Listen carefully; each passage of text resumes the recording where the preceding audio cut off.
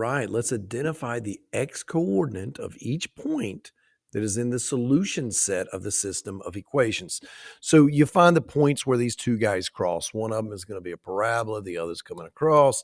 We're going to find the 2 points, and they want the x value only. They don't care about the y. So how do I do this? Well, the easiest way, go and graph it. Go graph Desmos, find the 2 points. There's no way to miss it. Piece of cake. But let's say I have to do this by hand. Well, the first thing I see is it says y equals this right here.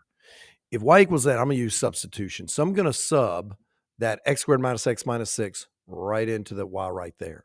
So that equation up top is going to become 5x, take away 4 times x squared minus x minus 6, the whole thing, minus 11 equals 0. Then I'm just going to solve it. Let's see what happens. 5x, take away 4x squared.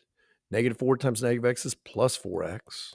Negative 4 times negative 6 is plus 24. Minus 11 equals 0. Okay, so put my x squared out front. 5x plus 4x, 9x. 24 minus 11 is 13 equals 0. Now, to do this, I'm going to go ahead and factor out a negative 1. If I factor out a negative 1, that leaves me a 4x squared minus 9x minus 13 equals 0. Technically, you can now divide both sides by negative 1, and he's gone, so he's not even going to have any influence on you. So we're trying to factor this. Well, it's nice that it's 13. I could bust B, do 4 times the negative 13, then bust the negative 9 apart. But this is going to be easy because it's a 13. I'm betting it's going to be an x and a 4x. And let's see, a 13 here and a 1 here. See if that works. That'd give you 4x. That gives you minus or 13. And the difference between 13 and 4 is what?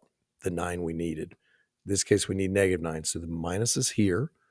The plus is here. That way I have a plus 4x minus 13x, which gives you minus 9x. And that's all set equals 0. So x plus 1, well, what would make this a 0 if x is negative 1? That's one of our solutions. Boom, right there, that guy. All I got to do is now set 4x minus 13 equal to 0. I'll move the 13 over there. 4x equals 13. Divide by 13. 4 goes into it, what? 3 times with 1 out of 4 left over. 3 1/4. 3 1/4. Those are my x values. Now, let's look, because I said, yeah, that's the algebra to it. We could just go to Desmos and graph it, right? So here I did. And you can see, one is a parabola, like I said. Here's another line. You can see the x value right at this crossing point is negative 1. And at this crossing point, 3.25. Exactly what we said.